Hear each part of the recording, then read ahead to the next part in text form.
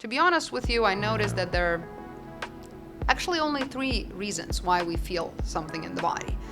Number 1 is too much information. You can add any toxin, you can add additional information in the body, you can add additional thing into the field, it will be reacted to, right? Another thing is depletion of information.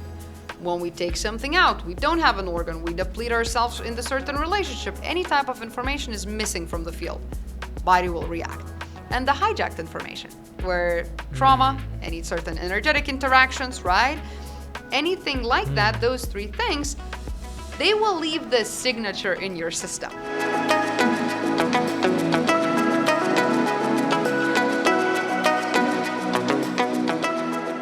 All right. Wow. Well, I am super honored and excited to be sitting here in front of Dr. Lara. I want to go ahead and give you a warm introduction so that everybody knows just the incredible human that you are. So Dr. Lara Petkunaite is the founder of Whole You Institute and someone who's deeply committed to expanding how we understand healing in the modern world. With advanced training in medicine, psychology, and holistic health science, she bridges scientific rigor with multidimensional and consciousness-based approaches to wellness. Her work centers around what she calls the 5-body model, exploring healing across the physical, emotional, mental, and spiritual layers, helping people move beyond symptom management into true root cause transformation. I am super excited for the conversation here today, learning more about you and like just being able to understand your work a little bit more has sparked so much curiosity. And obviously, being here at the Quantum Wellness Spa and, your work revolving around some quantum wellness healing has been really inspirational for me to want to pick your brain more and like kind of begin more of how you have seen and viewed kind of this world of wellness. So as always, I like to kick off with the first question, which is, what does healing mean to you? And when did your healing journey start? Yeah, thank you so much for a beautiful introduction. Every time when I hear about myself, I'm like, okay, that sounds pretty cool. Wow, pretty cool. So, I was thinking about when I was driving here, I'm like, what is healing in general? Because I kind of knew that this question will come up, right? We use this word so often, and a lot of times we all have different meaning inside of our minds what healing actually is. And the more I thought about it, the more I came to the idea that for me, healing is fundamentally to coming back to that blueprint that I am and leaving everything else behind. That's the goal and the intention for healing, to actually become more of who you are. I don't think that in healing we have to learn something, add something, or constantly try to find what's wrong with us and make sure that we adjust it and transform it over and over again. It's basically just allowing ourselves to at least touch that blueprint of who you are here supposed to be. And my own journey actually started, I guess, when I was 22. Yeah, so Oh, wow. It started then. And, I guess we all have a story. I'm coming from like a very, very skeptical Western medicine background. And there was part of my life where I thought that only drugs and medication and like surgeries can heal the world, and that's the only way. But life happens. I got extremely sick with a lot of different types of conditions that no one in the fanciest hospitals across the Europe could figure that out. So I'm like, okay, and I used to be extremely skeptical of everything else outside of the Western world. And then my boyfriend, who is my husband at this time, he's a chemist. He's like, you should try some alternative medicine. I'm like, there is no way. I don't believe in that stuff. And he's like, my mom goes to see this weird lady. I have no clue what she does, but I think you should go. And I'm like, okay, I'll do this for you almost. And it helped me so drastically that I decided I have to learn this. I have to understand a little bit more. And then I studied Eastern philosophies, Eastern medicine, and then I thought that I know a lot. I can bridge like Western and Eastern. Then I studied psychology, and then I'm like, oh, now I know a lot. Like now I understand. Once I started studying quantum physics, I'm like, I know nothing at all.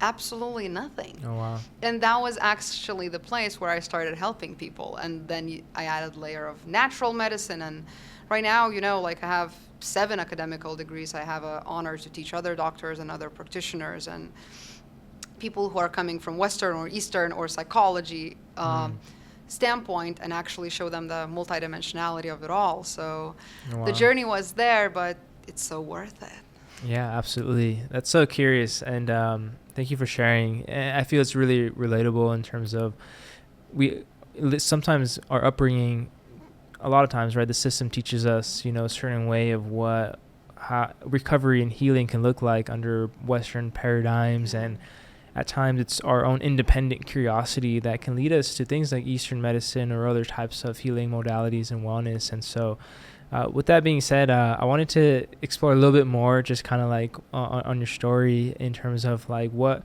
was your upbringing like? What was your kind of like? Did you feel like growing up you were a bit more intuitive, or did you feel like you're already pretty more analytical? Like what was that like for you growing up in just like your environment and all that? That's a great question. I'm sure everyone can hear my accent. I'm not from US. I'm from Eastern Europe. I'm from Lithuania. Oh. So, I would say that every place has its own energetics. Every place has its own kind of what's allowed, what's not. Its own collective energy. And I'm coming from, like, I had, and I still have the most beautiful family, but, everyone do things with a knowing that they have at that moment, right? And my family made some choices of like in raising me that were pretty harsh, right? And build that really productive, really like go-getter, like that type of energy, which is like, I was always questioning like, wait a second, is that me or that was actually required? And that was the way that I grew up. My mom specifically, she used to be very, very firm with me, and she wanted me to have the best grades and go to the best schools and all of it, which I'm extremely grateful for that. It worked perfectly. But at the same time, you start questioning at some point, like, what is the intention behind the things that I do? What is the reason why? Because it's so easy to fall back into that automatic program that it's downloaded in you in childhood that things should be the certain way. And in Eastern Europe, like, there is a very, very strict, probably rule book where it's like what's allowed, what you're allowed to say, what you're not allowed to say. Because if I would have to say the emotion that is like underlying in the collective, that would be guilt and shame, and like shame is very, very like easily overused. So it's really difficult to even talk about something alternative, right? Even though there are people who are doing that, but it's all behind closed door. Because shame is very, very easily accessible for everyone. Like this is the collective energy. And obviously I understand that most people are coming after repression, and there is this trauma memory, and repression changes you, right? So the way that you perceive world. So in my life, that helped me so much to be where I am now. But at the same time, I'm like, I guess there's more gentle way to do it. But it helped me to be where I am. So I know how I would raise my children. I know what I like, what I didn't like, but I also know that we're all just behaving on what we have at that moment. Absolutely. Did you spend most of your life in Lithuania? Nice. I grew up there. I moved to US for almost 4 years ago. Actually, it's going to be 4 years in March. Oh my gosh. But I studied, and like I tried to understand the world in all different places, and like I don't even know German language, but when I was trying to understand like the more quantum that side, I was reading in German. Like I know Russian, so I was reading a lot of Russian literature and with practitioners, and I wanted to learn privately for people, for creators of certain methods. So I'm like, determination is there, right? Like my parents downloaded that in me. Again, probably there's more gentle way, but it helped me. It served me to be where I am now. Absolutely. Yeah. What inspired you to come to US in the first place? Like, why not stay in Lithuania and pursue your work there? Why US? It's still the question that I'm trying to find the answer to. It was never the plan. I was in US here before with student exchanges, actually, like 8 years ago. But the plan was to go to Australia, Sydney for my studies, but we had a plan to leave in 2020 March, but then the world shut down and the COVID happened, and Australia went to like a opposite side of the spectrum where no international students are allowed, and we're like, okay, cool, we had a plan to move, so I guess we should move somewhere, and we have residency here, and we're like, okay, cool, let's just move to US. Where in US? US is pretty big. I'm like, I want the nice weather. Cool, California or Florida. Yeah, California sounds better. So great, Los Angeles it is. Wow. That was easy as that. And we knew two people here. They're not in wellness in the healthcare space. So I'm like, that's kind of nice to just know at least two people when you move to the new city. Yeah. What was it like adjusting to US, California, LA? I think I'm vibes? still adjusting, though. There are things that I'm still like, that's very interesting, guys. But at the same time, there are things that I really, really like and enjoy. And there are things that are difficult to understand.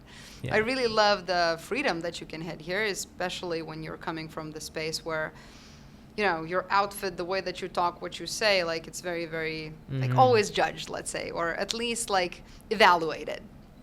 Here, not many people care about that.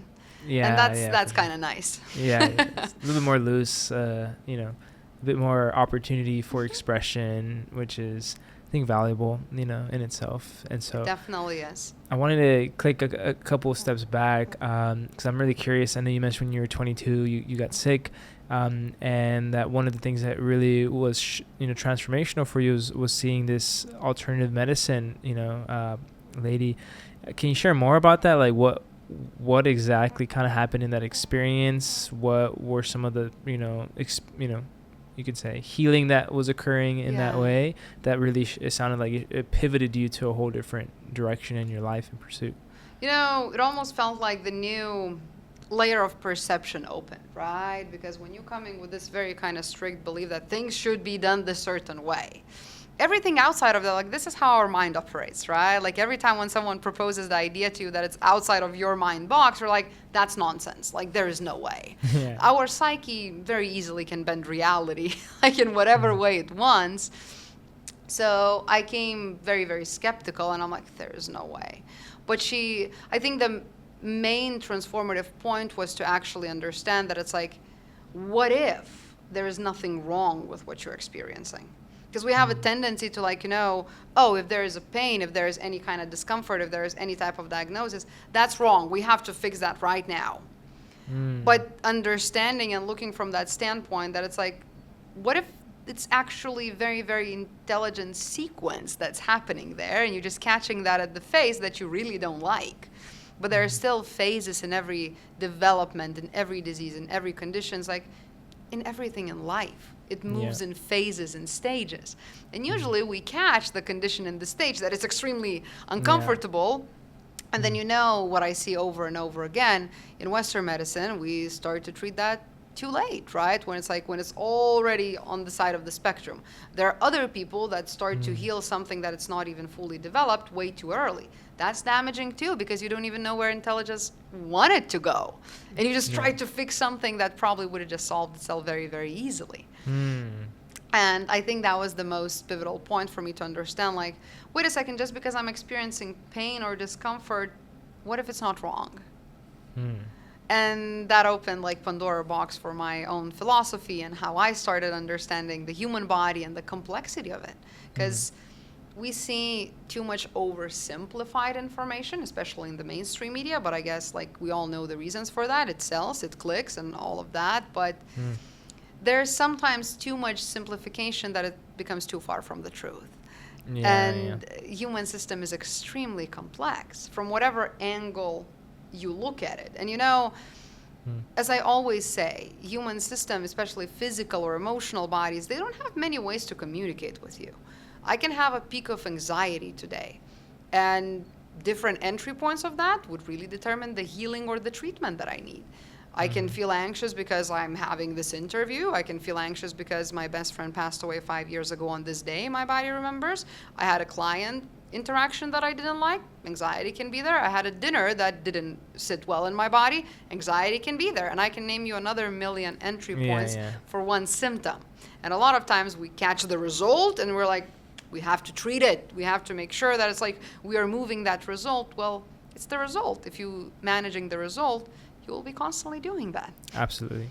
What I really appreciate is I've had this in my own journey as well of opening up Pandora's boxes, as you said, starting to shift our perception of what we were programmed with to the potential of what's available to us. And I think that you're speaking into a lot of the paradigm of, just the Western models of finding feeling the result of a symptom and then trying to fix it, and being a little bit hyper focused on fixation rather than an invitation to see how it can be, multi-dimensional approach of many different, things happening based on different moments of your life. And what I've learned through the Mexica medicine path and through indigenous wisdom is a very similar perspective that you're sharing, which I really love, in terms of like how healing in the sense of like coming back to wholeness or coming back to yourself is about looking at where you can bring balance to your body back, but also understanding how past, present, future are all happening simultaneously at the same time. And so it isn't always so linear, in how we sometimes perceive our symptoms or illness, and I think that in itself challenges a lot of Western perspective and, sometimes even Western clinical models of what people feel like, oh, I need this surgery to then solve this, result. And so I'm really curious to hear from your perspective. For someone that hasn't really heard or understood what quantum wellness is, how can you explain it in a way that someone can feel what it is, and also in a way that's digestible? Yeah, it's that's the question that I get most of the time, It's really, as we both probably agree, that the word quantum is fully overused right now. A lot of times people don't have understanding what it is, and if it's something that I don't understand and sounds pretty cool, let's just label that as a quantum, right? It sells great nowadays. But at the same time, quantum really refers us to those smallest pieces of our existence that has the massive impact on us. And I always look at the human system as a 10D puzzle, like you move one piece, everything else starts moving.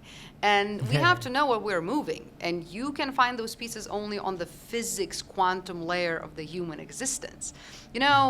Physics is really helping us to see, like from the science perspective, wait a second, what is this is? Like, what is the physical body?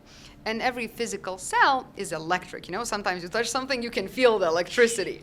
And we also know that around every electrical thing, computer, phone, there's this magnetic field. Like EMFs are so popular nowadays, right? So there's magnetic field or shield around every single cell in your system. That magnetism is your emotional, mental, supramental, soul layer bodies. And a lot of times people think that movement is happening only one way. Oh, if you do this, that's great, this is going to be solved. Well, there is no such a thing as one-way route in the human system. Every single layer of you is in constant interaction and communication in nanoseconds, right? Again, you move one piece, everything else starts moving. And you can feel the result on whatever layer of your existence. But it does not necessarily mean that the issue started on that layer of that existence. And obviously with the physical body issues, it's very popular right now to think like there can be emotional cause, there can be mental cause. Yes, and when you start talking about mental and emotional, you're opening Pandora's box. Is it my own emotion and thought? Is it collective? Is it an egregore? Is it DNA level trauma? Is it something that's coming from past, as you were saying? Is it something that I'm starting to connect in the future? And when we don't know that, it's like, cool, so what are we going to do with this level of complexity? And quantum medicine, multidimensional medicine, which is something that's very, very new, right? Like people just getting an understanding and taste of it. But I notice that every time when we start talking about it, some people feeling that resonance layer in the body where it's like, yeah, this feels like truth. Maybe I don't understand the things of ticons and all these quantum particles that are moving in the system, and I don't have to. But I can feel in my system that there is this resonance point that allows me to understand like there's more. There's something that I don't know about myself, and we are healing to be whole, to become holy, right? Absolutely. And I had this actually patient yesterday. That was very, very interesting to see how she's a little older. I think she's in her 70s. So she's like, I'm doing the same things every single day, the same routine. Why some days I can't sleep? And I'm like, well, that's a beautiful element to see that there are only two repetitive things there. You and the field. The field is shifting whether you perceive that or not. You can do the same things over and over again. But your field, you don't know what it's processing. You don't know what's there. You don't know what kind of influence is happening in that given moment. So it gives you an understanding that that linear Newtonian perspective, like X is equal Y, that's it. It doesn't work for a living being. It works well for these chairs or this table or the microphone. The movement is like that. When we start talking about the living organism, it has its own intelligence. Yeah. And when you say field, is that like the field around the body? Is that the environment? Is it a mix of all of that? Everything, a mix of all of that, right? Like every single space has its own field. Every single space has the imprints in the field. Your body has an imprint of those fields. Some people call it aura. I love to kind of slice it for the simplicity reasons as into that 5-body model of like physical, emotional, mental, supramental layer, and the soul layer. And you can be sure that there are a lot of sub-layers and layers in between, but these are 5, the main ones, right? That we constantly want to make sure that it's like, what is actually wellness? Maybe taking care of one additional body that you don't know that it existed, right? Yeah. Had this perspective, how has it been supporting you in your own personal healing? And like, has there been moments where you either, as you mentioned, when you were 22, that seemed to be a moment you felt sick and, you know, had to unlearn and relearn. Has there been another moment like that for you? And through this new perspective, like, have you been able to see a difference in how you understand and allow certain things to arise and to move within your bodies and field? Absolutely, and I think the only reason why I can do what I do is because I'm constantly shifting together with my patients, right? It's really, we all know that the shift is not the most comfortable thing to do, but at the same time, for me, it's always worth it. And you just learn how to almost like decode the frequencies and the signature of the frequencies in your system. There can be the point where you understand that if currently like, oh, this is DNA trauma activation happening in my body. Oh, this is actually just the mental thought process that is happening in the person who I'm entangled with, and I can understand and feel that in my body. Whether it's that emotion that's being awakened because of certain trauma responses. There is the point in the journey where you can learn and decode those signatures so well in you that you know is being activated. When you know is being activated, it's kind of easier to treat that, right? Than just look into like, oh, there is anxiety, there is this. Like, no, keep double clicking on that. But why is it there? Why and why and why? That's simple question, but it leads you to a lot of interesting places. Yeah. And, you know, I have to constantly work on myself and constantly understand more and more about myself and also make peace that the version of me that was here yesterday, let's say, that version didn't know things that I know now, and that's okay. Because, you know, I am writing a book, and I've been writing that for so long, and all the time when I go back and I'm like, God, I don't think that way anymore. But at the same time, it's like, well, there are people that would really, really, really resonate with that version of me that I was a year ago. Yeah, and absolutely. Probably for them, it can be really phenomenal, amazing information, even though for me now it looks like, yeah, I want to say that differently. Yeah. But every single thing, like every single creation, has its own resonance points, I guess. Absolutely. You know, and I like that you bring that up. And especially one of the things you mentioned right now is like, you know, in unionship, sometimes in partnership, right, or just in relating with other humans, there's valuable discernment of kind of like what's being triggered in me that's mine, what's being triggered in me that's being influenced by the person in front of me, where's their entanglement. And so a lot of my work focuses on like supporting masculine identified relatives, especially in the depths of like their intimate partnership and unionship. And how can we decipher those moments when we're triggered? How can we create more opening? How can we navigate those spaces? And so one thing I've heard and I've seen a lot within myself and also the people I've worked with is that the skill of discernment, right, of when, you know, sometimes there's like that, you made me feel this way, or like, because of you, like, I got triggered in this. And so what are some of your advice on like navigating those things in partnership and unionship when we're being triggered by someone else, whether it's partnership or maybe even it's like family or if it's just friends? Like, how do we distinguish what is our shit that we're getting triggered with? How do we distinguish like what someone else's that we're just entanglement with? So that we can come back to balance, better said, or wholeness? That's a very beautiful question, and I think that you might not like my answer, but the only way is to know yourself well enough where you can understand what's mine and what's not, right? It's like, again, you can be at the level of sensitivity where you actually can feel the signature, and it's very, very different, right? Because your field has a lot of, let's say, entry points, right? I can feel what's being pinged. And I clearly know the signature if it's like, oh, it's touching the depths of me, cool. I know that I'm the one who has to deal with it. And at the same time, sometimes you understand that something is getting pinged, that it's like, I don't have that data point in me. Like, this is interesting. I usually don't feel this emotion in this circumstance, right? Yeah. So you want to keep double clicking on that. If we want to use the computer's analogy, you want to see what's in that file. And I think that it's very, very important to know that our psyche, when I say psyche, I mean emotional and mental bodies. Combination of emotional and mental. Our psyche has three main splits, right? We can take the healthiest individual on planet Earth. We all have three main splits. We have healthy part of the psyche, the one that has goals, aspirations, desires, and creates things. The only one that it's in the present moment. We have the traumatized part of the psyche, that is the one that holds a raw file of everything that happened to you, all the traumas, all the fragments. When fragment happens, when your psyche is experiencing something that it cannot metabolize, right? We talk about any types of trauma. And I think that when I say trauma, I want people to understand that a lot of things can be considered as a trauma for the individual, right? We don't ever measure traumas because we understand that there is this massive, beautiful essence squeezed into the physicality that brings other memories, right? And we are more sensitive to different things. And there's a thing called accumulative trauma, because usually people assume trauma of like from 0 to 100, right? Physical abuse, sexual abuse, like anything like that. But there's accumulative trauma that means like drop by drop by drop, every single day something is happening that my body doesn't perceive that as a trauma, but over time it still reaches that 100.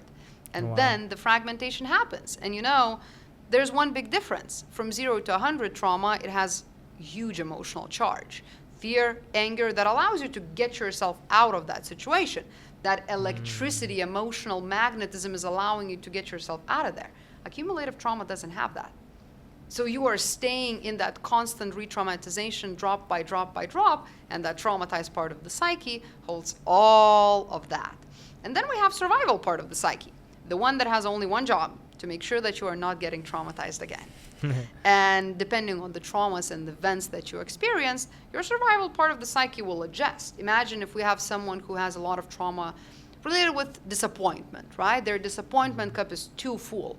Well, their survival part of the psyche would be like, cool, we're just not going to expect too much.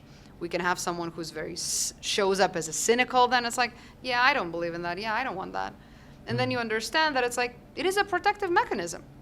Is it your true? Most likely not. But most likely that survival part of the psyche is protecting something that you can't deal with now. And that's okay. So, when I see the individual, I would like to see all three parts of the psyche at least walking at the same speed. Most of the time when someone comes, like there's trauma and survival parts of the psyche coming into the room, and healthy part is smoking somewhere 15 years back on the bench. Yeah. And then people don't understand of like, why can I actually reach my true desire, my purpose, why I can't understand, because the healthy part of the psyche is not participating in the equation. And that's the only part of the psyche that can actually download that and understand and hold that. Because, we can do physical healing, physical body. We can do spiritual healing. Both are equally valid. But in between them, in that communication, the freeway of connection is your psyche. If the psyche is too fragmented, whatever you do on whatever layer is not going to penetrate. If you have a block on 405, you're not going anywhere. Just hanging out in traffic. Yeah, because this is what we see in the psyche. And when you understand what part of your psyche is ruling that show at that moment, you would know if it's yours or not. Because your psyche is constantly shifting. And it's very interesting that when that fragment happens, when whatever you're experiencing when you're 13 years old, 12 years old, 10 years old, 2 years old, that part of the psyche, that fragment stays at the age when the fragmentation happened. So you can see people in the conflict, like some people go back into and act like a child, and you see the tantrum and you see all of that. Some people go back into the teenage years, they slam the door and no one understands me and the world sucks kind of thing. Where it's you can see in what fragment someone is actually going into when you're in the conflict with someone. That's a shortcut to know where the most traumas of that person happen at what point in their life. Because those things they're outside of this time and space. Every time when that fragment getting triggered, and if I blend a little bit medicine here, a lot of times I work with fertility issues. and we see women that had sexual trauma when they were 12. Well, right now, every time when you have sexual interaction, your psyche is going back when you were 12 years old. Well, your hormonal system is adapting to when you were 12 years old. What kind of pregnancy are we talking about if your psyche and the physical body is constantly recreating the environment when you were 12 years old over and over again? Yeah. So actually collecting and bridging wholeness in the psyche is the way to understand what point am I coming into this contact from, and how can I know myself well enough where I feel and understand from what part of me am I operating? Because, whoever is driving your vehicle, you know where they're going to go. If survival part of the psyche is driving you, you won't get traumatized much, but purpose and desire, it's a different quadrant of reality. Yeah. I absolutely agree with you when it comes to self-mastery. Knowing yourself, self-awareness are the building blocks of being able to have the discernment, and then building the communication skills to be able to communicate that with the people around you, so that there's a better navigation of kind of like charges and triggers, and like what's yours, what's mine, how can we support each other, how can I support myself through some of the moments that can feel dense and difficult and challenging. And so I love that you're mentioning kind of just some examples of the people that you've witnessed and worked with. And so I'm curious, I know you brought this up earlier in terms of how there's a lot of buzzwords in the wellness space, right? We shared earlier around just even like quantum can be a buzzword and a label. And one of the things I really value in how you're sharing is that like a way to anchor that in, a way to not just use the word, but also allow it to provide actual resources and tangible and measurable kind of results. And so I'm curious if you're willing to share a bit more about like what are some of those measurable, tangible protocols or practices that you take people on that, as you were mentioning, can get them to specific results, getting out of the theory and the intellectual. What does that look like? Is it specific like meditations? Is it specific, talk therapies? Is it specific technologies, or is, a mix of kind of all of that you like to bring into your work? See, I like to see both ends of the spectrum all the time. I want to make sure that I see the physical body, because sometimes I see that in the spiritual spaces, like people have a tendency to neglect the physicality, and it's almost like it doesn't even matter. Yes, but it's still the vehicle that we're using, and we have to be respectful with it, right? And a lot of times, again, knowing how the psyche works, I more trust your body than I trust what you're telling me. Because I know how psyche works way too well. And I know how it's easy to bend reality and shapeshift things on the spot. So when you see the physical symptom there, I always want to make sure that I see the physical body. When I say physical body, I'm always measuring two things. I use technologies to allow me to measure that and see the physics of the human system, because chemical imbalance, what we see in the blood work, that's already fourth stage of the disease. Anything in the chemistry is fourth stage, right? First three stages is imbalances in the physics of your system, right? So when we look into the physics, I really want to see two things. I want to see the electron flow, and I want to see the biophotons. Biophotons are the smallest particle of light from the biological system. Electron allows me to see what is happening in the cell physically, in every system of your body.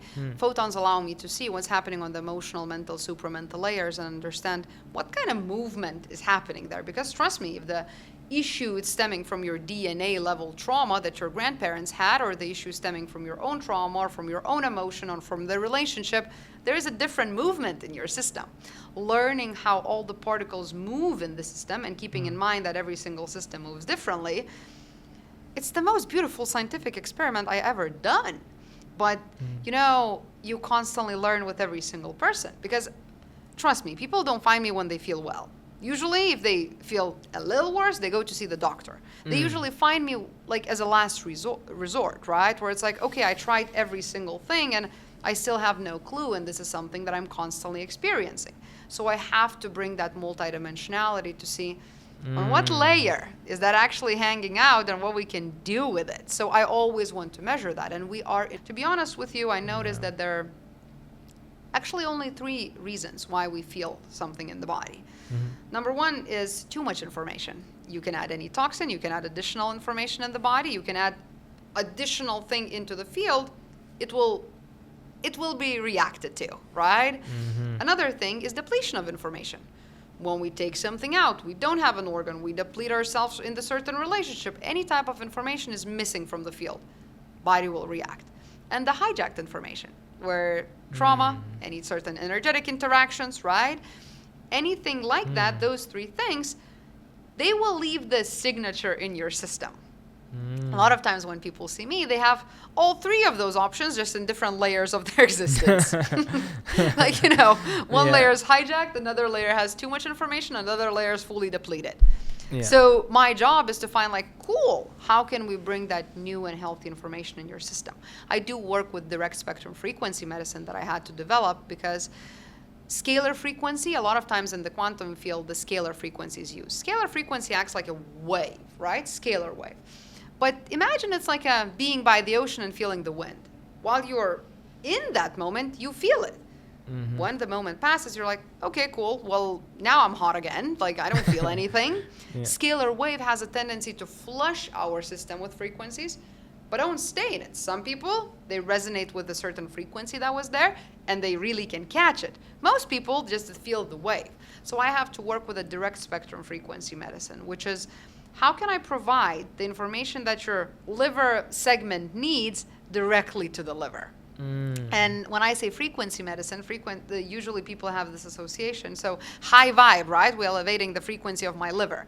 No, a lot of your organs have to be pretty dense in order for you to stay in this reality.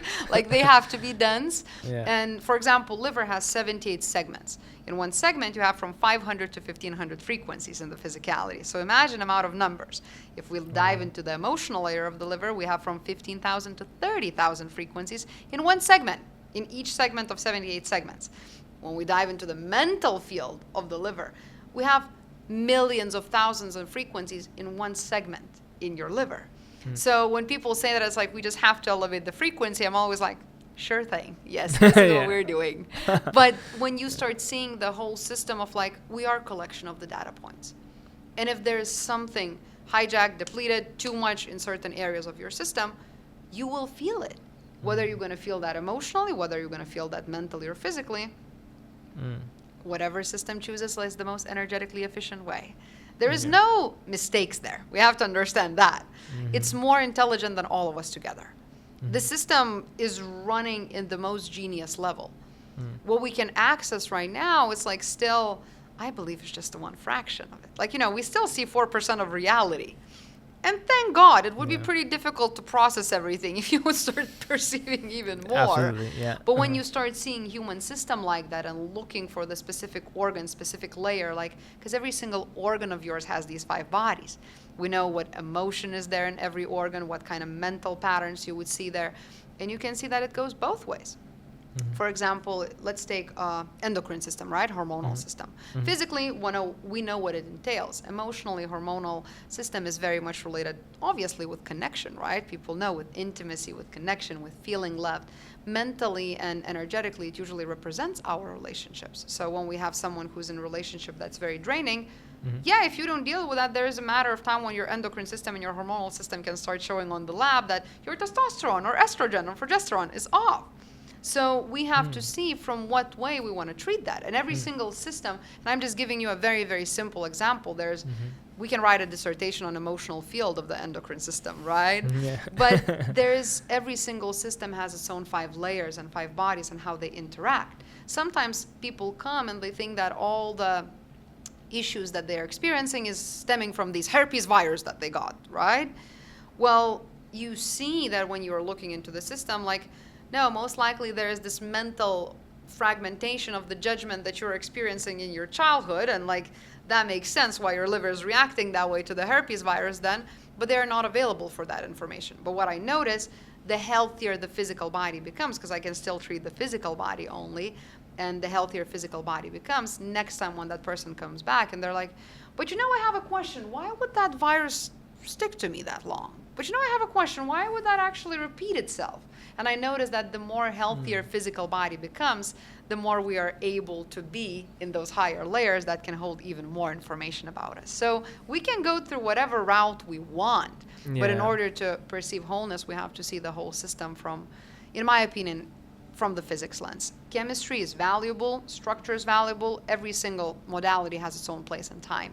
Yeah. But I really, really believe that there's this deeper layer that a lot of times is not acknowledged, and that deeper layer has more power in you than any type of supplement that you are taking. I agree, absolutely. You mentioned this a few times about the five bodies, and when I first read that, it was really inspiring because in Mexica cosmology they have a very similar model of the kind of the way they explain it is like if these four are in balance, the fifth one manifests. And in Mexica cosmology, it's like the mind, matik, the emotions, emotions, pampa, the tonali, which is like the energy field. It's the physical body, and then the got. And if those four are in balance, then the fifth manifests, which is the spirit, and newat. And so, when I was reading kind of the five body model, it's very similar. There's like the mind, the body, there was the emotions, and then there was the supramental, and then there was the spiritual, right? And so I'm curious, like, where did that come online for you? Is that something that came from a variety of different teachings? Is that something that intuitively came to you? And if you could share a little bit more about that, because I think that's a really foundational model that is important for people to know. Yeah, understanding the human system from the five body perspective allows us to, for the simplicity reasons, because it's really, really complex, to just kind of like, okay, these are the bandwidths of our operational system. Cool, yeah. Let's start with the physicality, right? Physical body, we all know how to operate. Electrical being, we can treat that. Emotional body has a little different qualities. It's a magnetic realm. Again, magnetic layer around your physical body. Mental body, it's a little different thought form, but it's still magnetic. Supramental body is something that a lot of times people think that it's like almost like unconscious mind. Supramental body is a completely different bandwidth of frequencies. And imagine supramental field is almost like a bank, like energetic bank that your cells are constantly going into and like, hey, can I have a healthy information, please? Well, some of us, we can go into debt, right? And people have a tendency to go there. So we don't feel like something is wrong. We feel great. And then when we're 40, they're like, oh, actually a lot of things are really wrong and now I have no clue how to deal with it. Because you are going into that energetic depth over and over and over and over again. There is this resource. Supramental body holds the blueprint of how your, what I call avatar, physical, emotional, and mental bodies should look like. So supramental body has this like informational file, right? Like this is how it should look like. This is how your healthy liver cell looks like. This is how your endocrine system cell looks like. This is how your nervous system looks like. So, when we're children, that's why it's so easy to treat children. They have the resource that you can like, cool, let's just download new file, that's it, right? Yeah. The older we get, like some people, they take care of that, right? And they're feeling great. And it's like, I don't think that the age is the main contributing factor. The main contributing factor is like, how do you take care of all of your bodies? If you don't, again, you can still feel great. But there can be the day where it's like, yeah, you maxed out, your credit score is too low. No one is going to give you anything additional. And the supramental field is the one that is holding that information. And then we have the soul layer. When I started practicing, I always saw and noticed that there are these layers of frequencies, and I'm like, how are we going to name it? How are we going to put, like, I want to make sure that it has some kind of more simplified version of it, because again, there are a lot of sub-layers in it. But then I started studying more natural medicine, quantum physics, and all of it. And in the lectures, in certain practitioners, everyone names that differently, right? But there is this model that it's like going around, as you were even saying, in indigenous philosophies. We know that it's not just one piece. But the interaction in between pieces is so quick that we have a tendency to perceive that as one, right? Yeah, absolutely. And that's for our energy efficiency, right? So we perceive that as one, but everything is sliced up. And like, there are people that can know from what layer they're operating at certain experience. So I think that's fascinating to see and understand that there is more than what we thought there is. Yeah. And it's all informational. It's all just different frequencies. But it's not as simple as higher or lower frequencies that people have a tendency to call it. Mexica cosmology has a similar thing where they talk about like lighter and heavier emotions rather than good or bad, or it's density level. Yeah, density. Yeah, that's a good way to perceive it, right? Instead of labeling it as something that's high or low or polarity, like knowing when something feels lighter and something feels heavier has helped me be able to relate to what's present for me in the moment better than to mix judgment with it. Like, I shouldn't be feeling this, or I'm not in the high vibe enough. See, that's or, mind. This is how mind works. It's like, if you ever been in love, right? Like, you see someone, and it's like your mind gives you all the reasons, like, oh my God, he's the best man I ever seen. Like, oh my God, he's so awesome.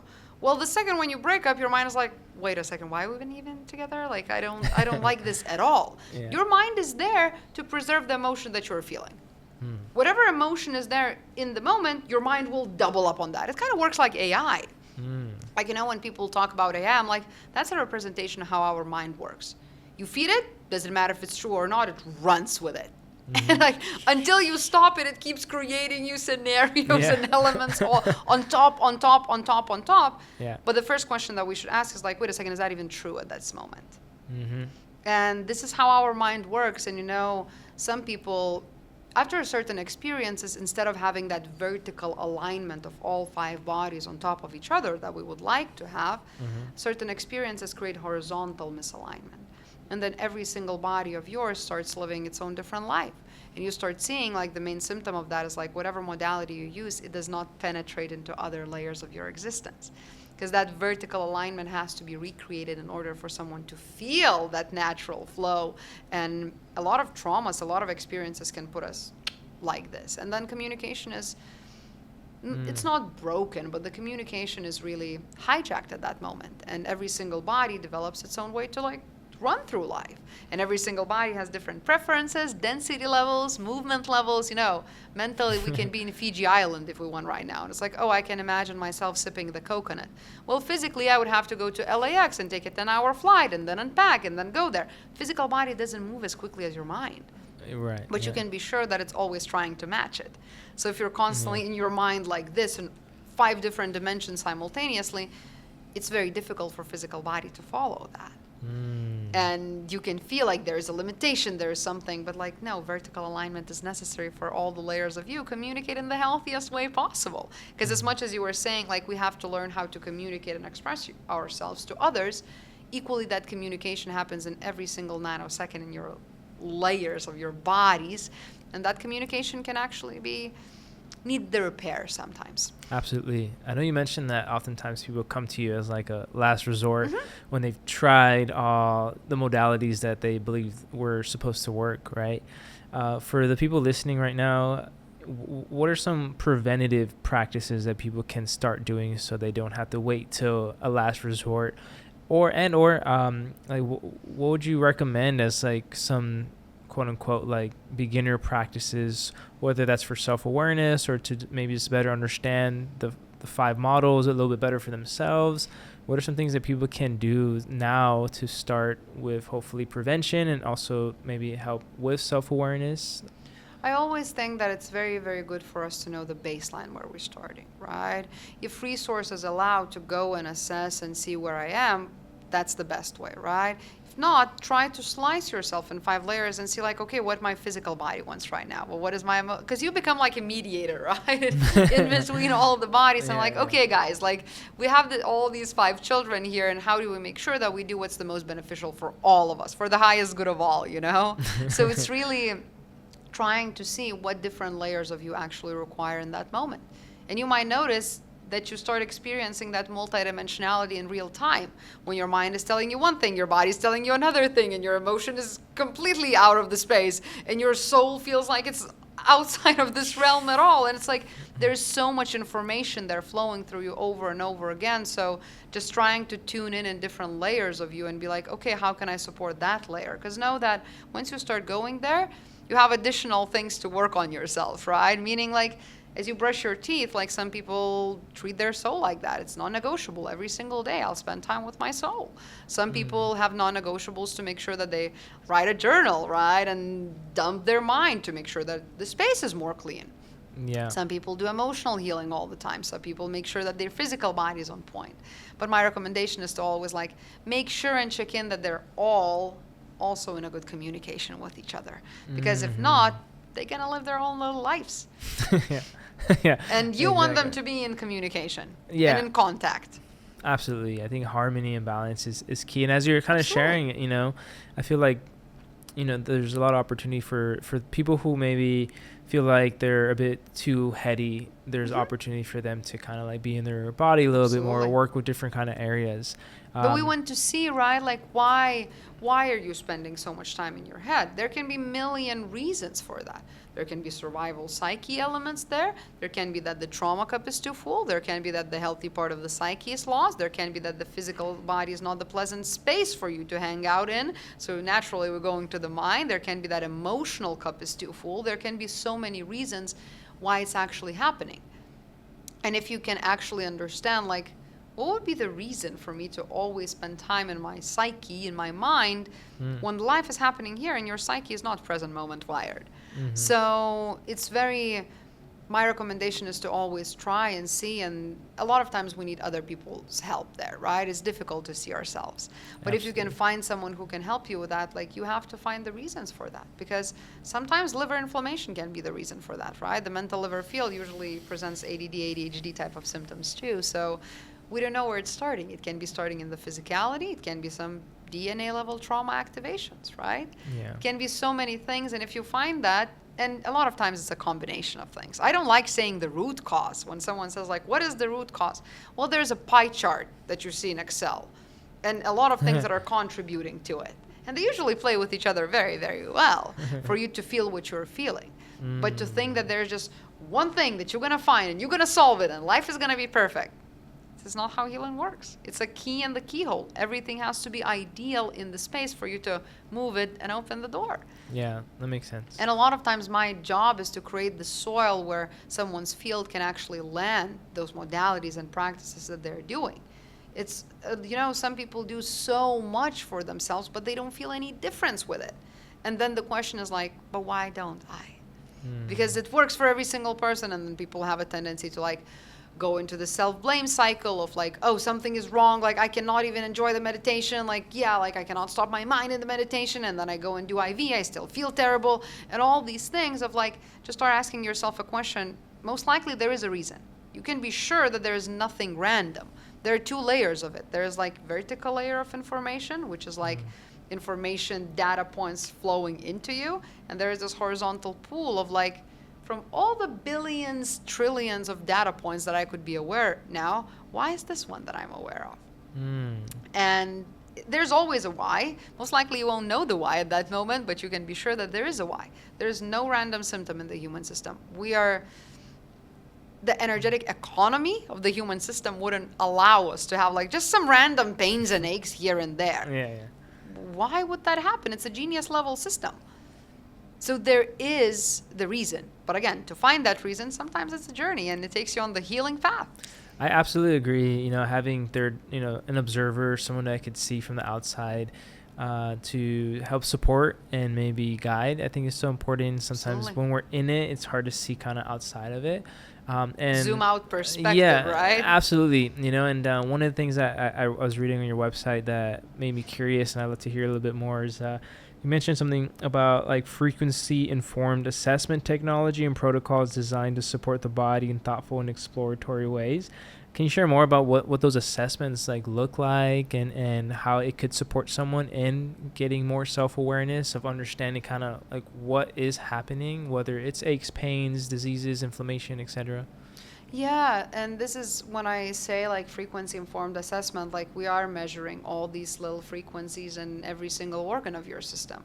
We're measuring the biophotons, the electrons of it, to see the thoughts, to see the emotion, to see the physicality, see the interaction of it. And then you can see like, because everything that I do is fully personalized. I don't have two patients that receive this two identical frequencies. It's impossible. Oh, wow. Human system is way too complex. I have to prepare that for every single person individually. That's the only way.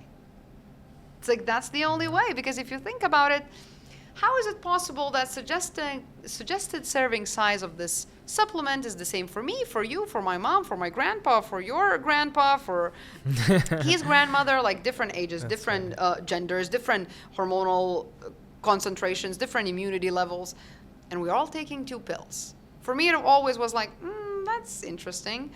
But when you start seeing human system more complex and we start assessing those frequencies, you can see that like, no, this is the small movement that your system needs.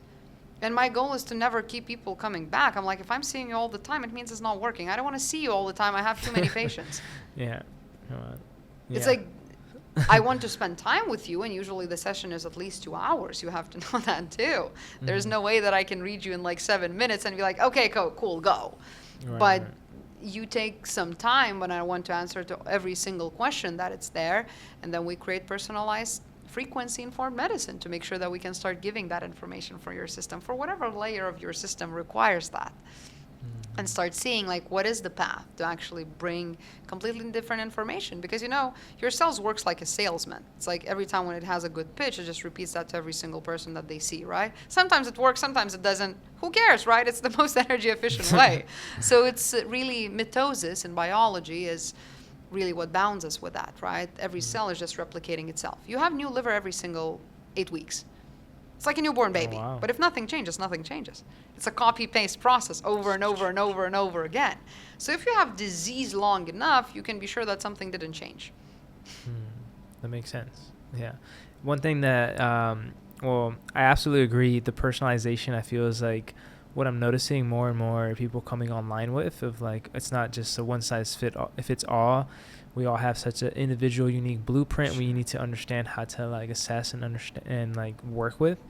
And so one of the things that, I was curious about, I know that you work with a lot of different, practitioners, professionals, nurses, health coaches, and, provide them the education and resources to, be a bit more holistic and expand their paradigm and their protocols of what they do. What are some of the most common like paradigm shifts you witness these professionals having to do to open up to a more expansive perspective? I feel like I've sometimes come across, very, this is the way, or like westernized like approaches, or even family members and friends that like, no, like I have to get the surgery, or I have to do this, I have to take this medication.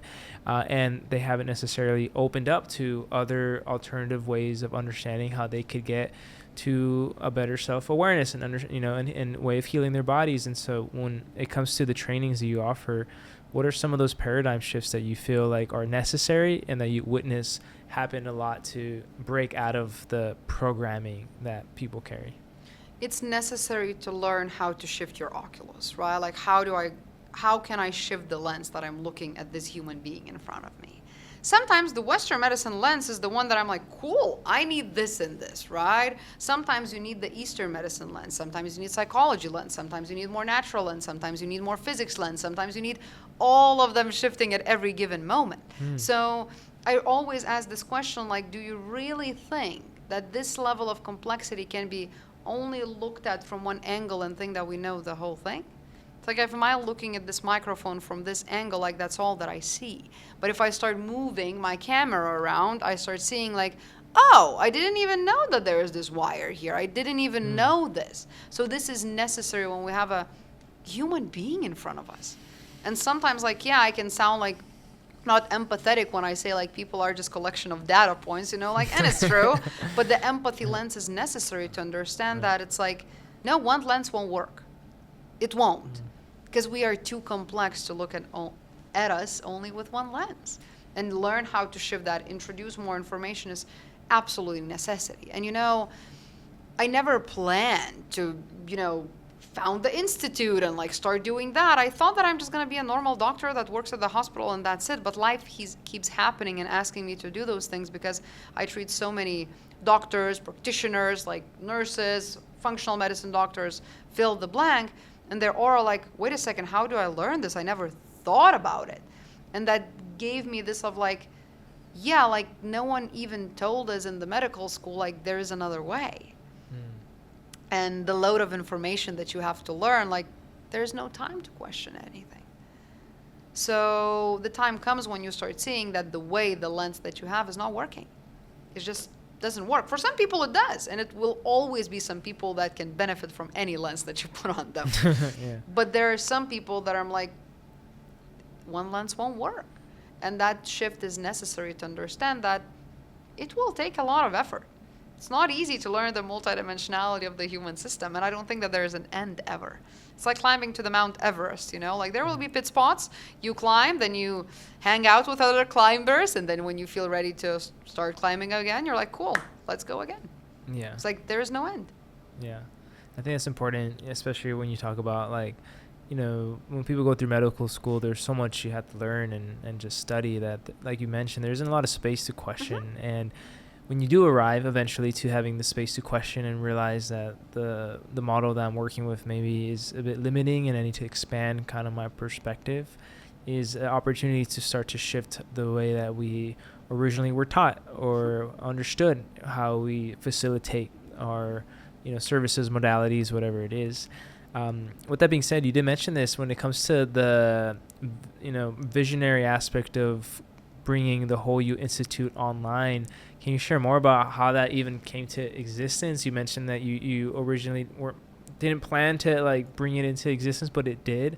Was that when you came to the United States? Like, can you share more about that upbringing story? Because I feel that's very inspiring. Because, you know, when I got here, again, as I said, I knew only 2 people. They don't have any, like, you know, relations with healthcare, with any kind of wellness spaces, none of that. So I'm like, okay, cool. How am I going to make this work? How am I even going to build the practice here, right? Like, I don't know anyone. But as of now, like, it's been almost like 4 years, I have fully internationally word of mouth based practice. I don't do nothing for marketing. I have clients and patients from Canada, Australia, Europe, United States. Like, a lot of people are flying in to see me, which is like, I'm so grateful for it. Wow. Because there are only like 2 of us currently in the world that's doing this level of work, this thing. So many people are flying in and they're sending their DNA samples, and I'm assessing, and I'm constantly working. And again, the more people you start seeing from the healthcare medicine world, they start asking questions of like, whoa, what is this? And how do I learn more about it? So then I started writing, and like, you know, I wrote 2 articles, and I'm like, hey, this is what it is. This is my dissertation if you want to read it, like, you know, if you have time for it. So they started asking more and more, and I started teaching a lot of doctors individually. They wanted like, hey, one-on-one, like, I need that time, I want to understand. I'm like, cool, I'm happy to teach. I love teaching, especially when someone already has the certain ground, and when you see that how perceptions start shifting, like, it's very, very good feeling, right? Absolutely, And then more and more practitioners kept asking for it. So I'm like, okay, I have to form the group, I have to do the levels of it, and right now it has a very, very beautiful existence. Wow, that is so inspiring, and takes a lot of time and effort. I can imagine. And so right now, what are the main areas in how you work with people? Is it specifically supporting like nurses and, you know, health coaches and, you know, practitioners? Are you also working with people one-on-one? Like, how can people, you know, work with you ultimately? Yeah, I have 2 ways of like how I support people. One way is like, through the institute for more practitioners, doctors, like coaches, and whoever wants that. But there are different layers of it, right? Like, if someone is a doctor, like, they have a little different education, so we go into a little different level of it. If someone is coming as a health coach, like, there's a lot of things that we have to like learn there, right? So it depends on the level of education there. But one way is to work through the institute, start learning the multidimensionality of human system and how to apply that into your practice. And another way how I work with people, like, I do work one-on-one. I still offer some one-off sessions because I know that it's like, again, I don't want to see the same people all the time. So, and it's the whole international practice is based word of mouth. So I don't do nothing for marketing, which is probably sometimes I'm like, should I not? But like, you know, it's like, it's another program. You think that it's like, I should do something for marketing there, right? But it's like, no, wait a second, why would I? Like, I have so many patients that are like, they're doing great. Yeah. So I do offer one-off sessions, and some people that need more intimate support really in the longer period of time, I have like year-long containers where we're constantly assessing you, working with a frequency medicine and stuff. So there are a lot of ways, and people find me from all different walks of life. Wow. I work with children, with teenagers, with elders, with adults, with everything. Yeah, that is so cool. I'm happy that you're you're here in California and LA doing this type of work. I feel like it's really needed. Thank you. Out here. And are there any? I'm curious, with all the people you've worked with and seen, without obviously giving away any confidential information, but are there any stories that have like really inspired you in people's shifts and like journeys and healings that you're really proud of that you've witnessed and seen? There's so many stories because, as I said, like no one finds me when they're feeling well, right? Like usually people find me when they don't know what's going on, if they're experiencing something for too long, or they don't like the approaches that they tried, right? There are various reasons, but no one is feeling well. And, you know, seeing how people shift when you even propose the different idea how the body operates, that alone is a shift. Because we did the research too, where it's like, I want to measure your mental field while I'm talking to you and proposing you different information about your human system. And we did the research to see like, okay, how does your mental field is going to interact with it? And you start seeing that like certain people, they have those resonance points with it. And they're like, oh my God, this, I want this, right? So you can see the shift in natural time. But one of the stories that I probably can share, there was this lady, she's young, she was 17 or 18 at that moment. Oh, wow. But she was so sick, so depleted. She was not like, she was just basically laying in her bed, right? And nothing helped and all of that. She was so sensitive to the point where she was not able to hold a supplement in her hand because her whole system would collapse in it. And we were able to treat her in like probably in a week or so. She's actually studying right now with me. She wants to become a practitioner. Oh my gosh, wow, that is so incredible. Yeah. Once you see what's going on in the system, it's not that difficult. Yeah. To see what's going on in the system, that's where complexity begins. And that's really beautiful. I'm happy to hear stories like that of people's life changing and shifting, and being inspired to even want to pursue the work a little bit more deeply. Everyone who knows what it feels to be really sick, there is this part of you that it's like, how can I make sure that less and less and less people feel that way? Absolutely. Yeah, there was a time I suffered a lot from TMJ, and like daily migraines were a part of my life. And I remember in that phase, in that season where it was really, really intense, the one thing that I focused on every day was like, how can I find relief today? And it put a lot of perspective into the millions and millions of people that suffer with chronic illness and every day are looking for some type of relief. And that time in my life did inspire me to want to pursue alternative medicine and to eventually led me to where I am today. But it's something I never forgot, of like the pain and like the way that my whole day would just shift, trying to mediate from what I was experiencing, and how it brought a lot of empathy and understanding, and also a lot of awareness into how traditional medical Western models have a limitation, and I wasn't getting the support I needed based on what they could and couldn't figure out. And that's what ultimately inspired me to look into alternative medicine, is the belief that I held that there is a way, and that I can find something that works. It doesn't have to be through what they were sharing, which was surgery and like going deeper and like shifting all these things, right? Not that that wouldn't have worked, but I felt like there was another way, and there was. I eventually got into Eastern perspectives and meditations and mindfulness, and shifted some of my diet, and so that's something I hold, and really grateful that you provide those types of works and services for people. I think that's really important, and essential as we continue in the wellness world and industry, so to speak. One question I did have, and I have a couple more questions before we start wrapping up here, but I know right now in wellness there's a big trend going on, like biohacking, and like what are we trying to hack? The intelligence that created us? Good luck.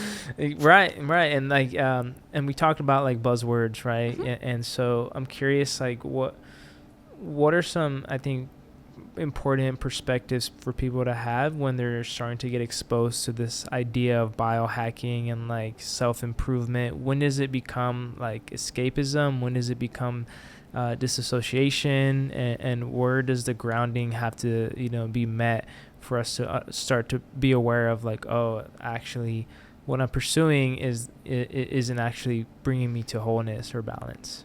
Yeah, you know, what's manifesting or creating your life is that vision beyond the vision, right? What's behind the thing that you're doing. And if you're going into the biohacking because you're afraid of your body collapsing, you're afraid that something wrong is going to happen, well, you know what's going to happen, right?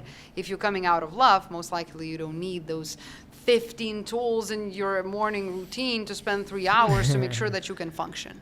Yeah. Because if you're coming out of love to your body, you know that it can actually manage that and understand what's necessary. Don't get me wrong, I think we have to support our body.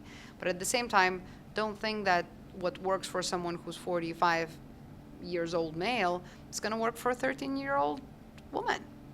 And right now, I'm seeing a lot of people that actually have some damage from the biohacking too. And it's like, nothing is so simple.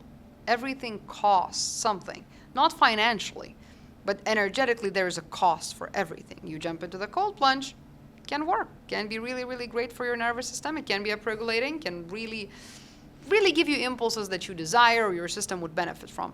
Equally as beneficial it can be, there is the same size of the spectrum on the negative side that can happen when you're doing that. So how can we know where my system is and see what kind of, not even hacks, but what kind of support I need? I don't think that we should hack anything there. It's already perfect. Yeah. Exactly. Yeah. I've been enjoying this conversation so much. And as some people who are listening, you know, I think we covered a lot of different perspectives, models and all that. And so if someone is feeling a little bit overwhelmed of like, where do I start? And like, there's, you know, a lot of information that was shared. What do you feel is like a good first step for people to take after this conversation? I think the most important thing is to understand that, okay, there might be layers that are interacting or affecting how am I feeling that I was not aware of. Is there any 1% difference that I can do for it? You don't have to go from 0 to 100. It's like you don't have to go and start studying the quantum physics now, right?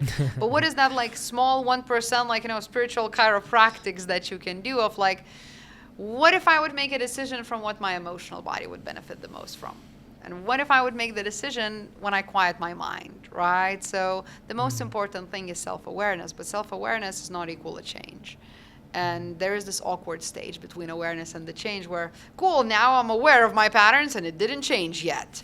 So that's really where a lot of people are nowadays, right? Like we have so many tools and ways to become aware of our patterns, traumas, triggers, and all of that. And it's like, cool, that does not mean that it's going to change right away because cells need the repetitive information over and over and over again. There is no rush. Healing is like climbing the Mount Everest. So find the spot that is comfortable for you and start looking for the resources that feel the most resonant. As I always say, like, you can listen to me, but keep everything somewhere here and make sure that there's a resonance point. If there isn't, put it in the trash can and take what fits. It's like, there are multiple truths in this reality. There is no one ultimate truth. And I allow people to choose what their truth is. Yeah, absolutely. I agree.